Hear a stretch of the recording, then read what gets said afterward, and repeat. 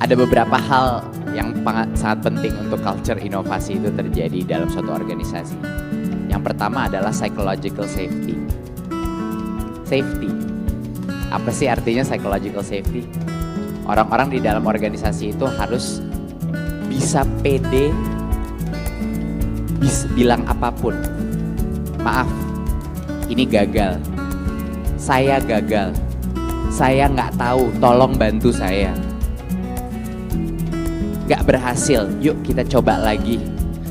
Bisa tolong nggak? Ini kita tunda dikit karena kayaknya nggak mungkin bisa nyampe segini. Semua hal-hal yang secara tradisional tabu, karena itu menjadi refleksi kegagalan mungkin individu dan lain, itu harus dibuang. Psychological safety nomor 1, harus bebas berbicara, open, mengkritik, saling membilang saya nggak bisa, mohon bantu saya. Itu pertama, psychological safety. Itu yang sangat penting. Kedua adalah keberanian mengambil resiko. Ini ada hubungan dengan psychological safety, tapi harus bisa mengambil resiko. Dan orang harus dihargai mengambil resiko, walaupun akhirnya gagal. Ini yang penting. Di organisasi saya, kalau orang melakukan sesuatu yang dia ingin mencoba sesuatu yang belum pernah tercoba, tapi kenyataannya gagal, malah ada dampak negatifnya kepada kita, itu diapresiasi, ditepuk tangan. Good, paling nggak udah nyoba gitu. Sama aja kalau bapak ibu, tolong angkat tangan yang punya anak. Siapa yang punya anak? Saya juga punya 2 baby, ya.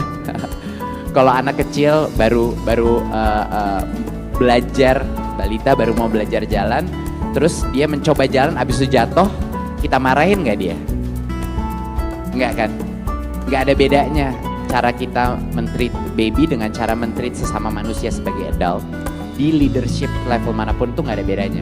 Karena mereka mencoba, kita harus mengencourage mereka terus mencoba. Karena kalau dia nggak mencoba jalan, nggak bakal bisa lari, bener gak?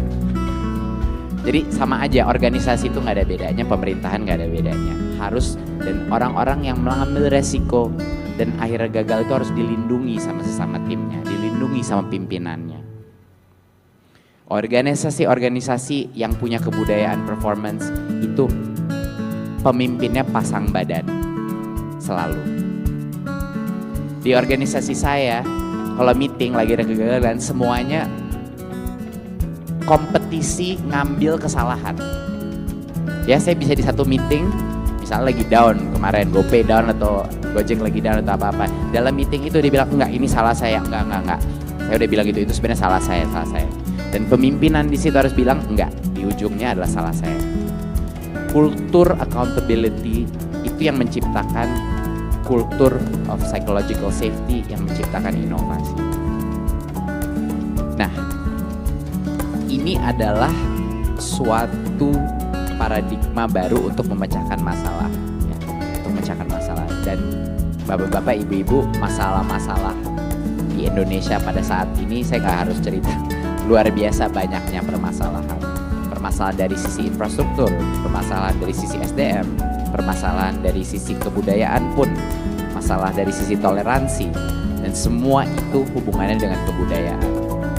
Dan tanpa ada visi kebudayaan tertentu dan tanpa tentunya peran-peran terpenting adalah dari pemerintah di daerah maupun di pusat, bagaimana membiarkan dan memajukan inovasi kultur dalam sekolah, dalam birokrasi pemerintahan, dalam komunitas, kota-kota dan desa-desa. Kita nggak akan maju, nggak akan ada inovasi, karena ini harus bottom up, nggak bisa dari top down, nggak mungkin.